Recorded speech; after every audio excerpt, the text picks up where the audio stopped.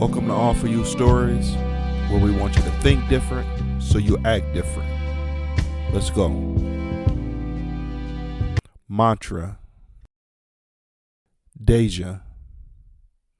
A mantra is a statement or slogan repeated frequently. Deja went her whole life without knowing this, but she could not stop collecting them since finding out the meaning. She even bought a book about living her best life, which she made part of her daily routine. Each day, she had a new mantra, which she tried to apply to whatever happened throughout the day. This worked out okay, but she switched it up about 9 months ago when she heard a sermon the pastor called, "What is Your Mantra?" The sermon completely changed her thinking. No longer would she try to remember different sayings each day, and instead she would pick one and truly try to live it. She chose one that directly related to her favorite gospel song, Jesus Is All. For the next week, this became a part of all aspects of her life. When she felt happy, sad, angry, scared, or anything else, she repeated Jesus Is All to herself. Deja missed the next couple of weeks of church, but she decided to change to a new mantra when she went back. The pastor delivered a lesson about faith, which he broke into 2 different parts: believing what you cannot see and obeying when you do not understand. This seemed nice and simple, so it became hers. I will believe when I cannot see and obey when I do not understand. When Deja laid down to go to bed, she focused her new mantra on the biggest issue she had in her life, her job. Working at a warehouse only did 2 things for her: pay the bills and hurt her back. So believing in a job where she did not have to load, box, and organize random items became the first test of her faith. She imagined herself dressed in business attire, walking into an office instead of in sweats, walking into a warehouse. She even went as far as to search online for outfits to buy when she got this job. She could not afford them, did not know when she would need them, but if she was going to believe, why not believe big? Damon. Damon has a type of girl he likes and does not mind letting everyone know about it.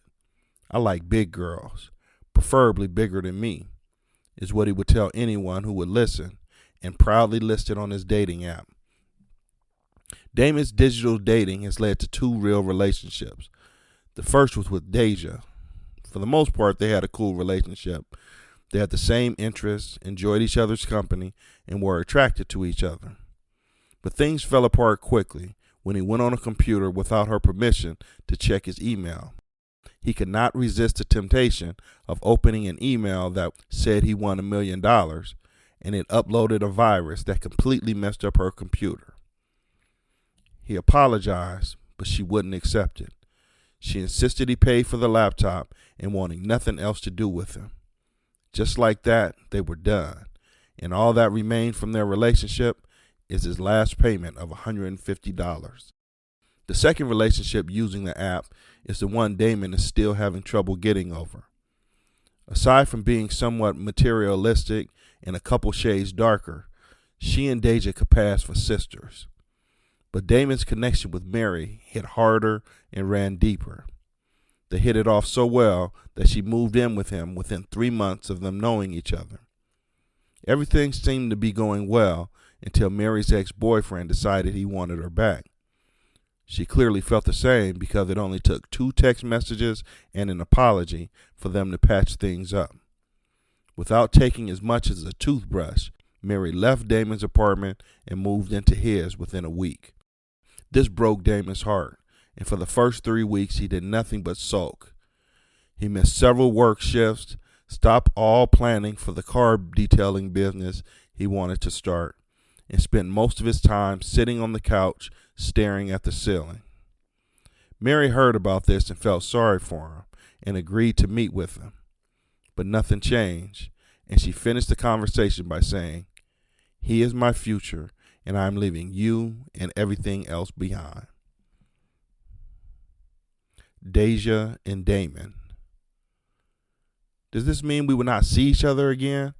Damon asked, handing Deja an envelope with $150. "Yep," she stated matter-of-factly. His head dropped. and he was visibly upset. It made Deja feel bad. Sure, he should not have been stupid enough to open a random attachment, but it's not like he did it on purpose. Maybe, she added. They started to talk, and it felt very natural. Before long, Damon told Deja everything about the business he wanted to start and the relationship he was trying to get over. As he talked, a feeling came to Deja, and she wanted to ignore it, but that only made the feeling stronger. And before long, she knew exactly what she should do. But knowing what to do and doing it are two different things, and the more convinced she became, the more she tried to talk herself out of it. It did not make sense, but this is what made her go back to her mantra: I will obey when I don't understand. The conversation winded down, and Deja handed the envelope back to Damon. At first, he tried to refuse it, but he soon accepted it. He thanked her, gave her a hug, and walked away. When Damon left, Deja thought about what she could have done with the money, but as time went by, she forgot about it. It would have been nice to have, but it's not like she couldn't get along without it. She made herself a grilled cheese sandwich and started to get in the shower when someone knocked on the door. "What's up?" she said after opening the door for Damon.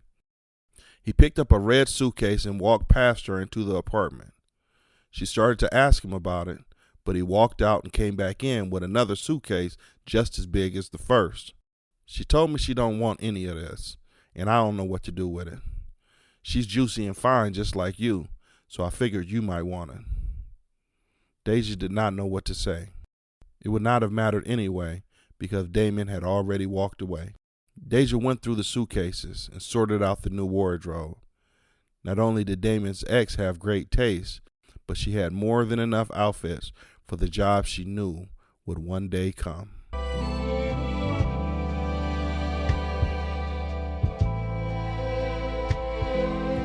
Thank you for listening. Please like, subscribe, and do what needs to get done. Peace.